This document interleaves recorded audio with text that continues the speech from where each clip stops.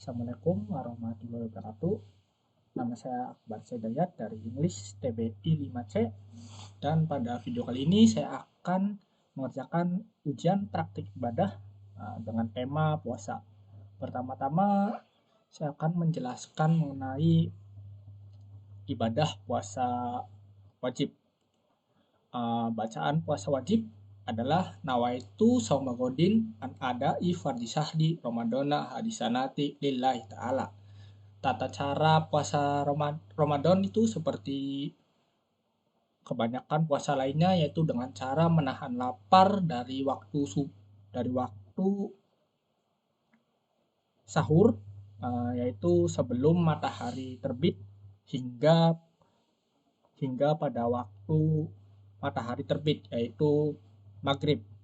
Dan selama waktu yang disebutkan tadi, umat muslim dilarang untuk makan dan minum. Kemudian ada beberapa orang atau golongan yang tidak diwajibkan untuk melakukan ibadah puasa, yaitu salah satunya adalah orang yang sedang hamil dan yang menyusui, atau orang yang sedang dalam perjalanan jauh, dan yang terakhir adalah orang yang sedang sakit dalam kondisi parah, yang mana orang tersebut harus tetap memenuhi kebutuhan makannya. Itu tidak apa-apa, dibolehkan untuk tidak melakukan puasa wajib.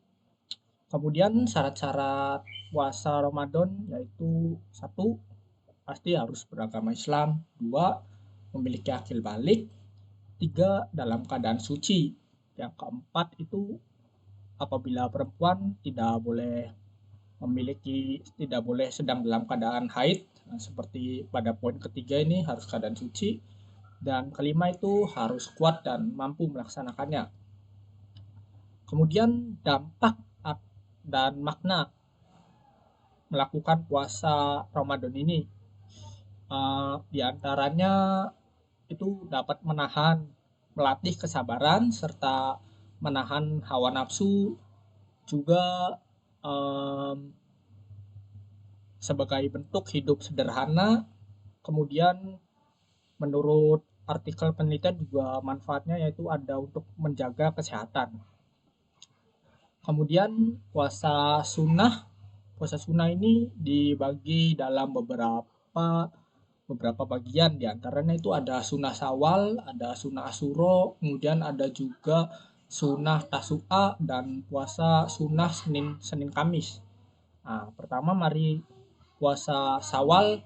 Niat puasa Syawal yaitu nawaitu saumagodin an adai sunatis syawali lillahi ta'ala. Puasa sunnah Syawal ini biasanya dilakukan selama 6 hari dan dikerjakan secara berurutan. Dan biasanya puasa sunnah Syawal ini dimaksudkan untuk mengganti hutang selama puasa bulan Ramadan. Jadi apabila ketika pada puasa Ramadan ada yang gagal atau bolong, nah bisa diganti dengan puasa sunnah Syawal ini. Makna dan dampaknya itu seperti usaha untuk mengganti kegagalan atau kebolongan pada puasa Ramadan. Kemudian yaitu ada puasa sunnah Asyura.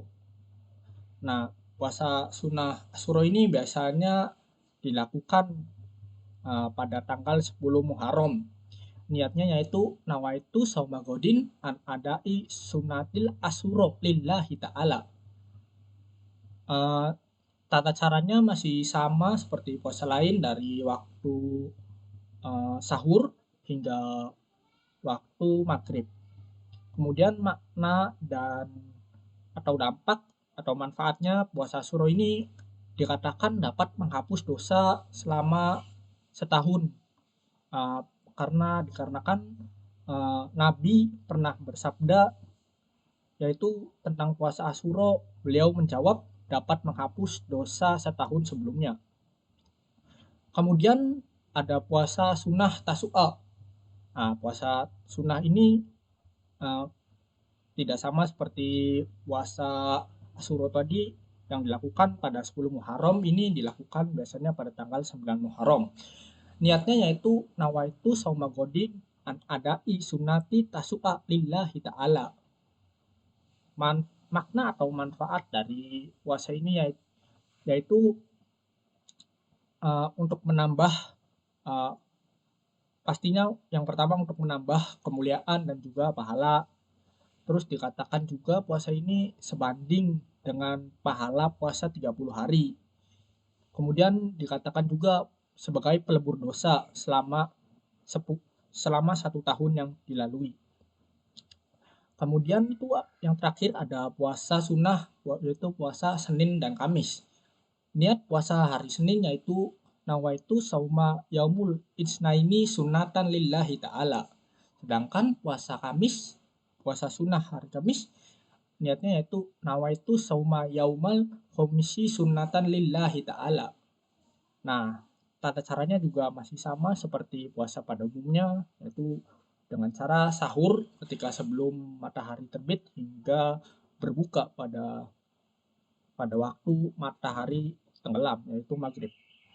Makna atau dampak dan manfaat puasa Senin Kamis yaitu untuk memperingati kelahiran Nabi Muhammad SAW, dan juga katanya dapat mempermudah membuka pintu surga, dan juga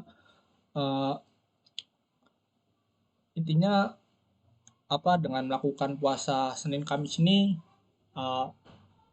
sehingga membantu dimudahkan untuk masuk surga. Mungkin itu saja yang dapat saya sampaikan. Kurang lebihnya mohon maaf. Wassalamualaikum warahmatullahi wabarakatuh.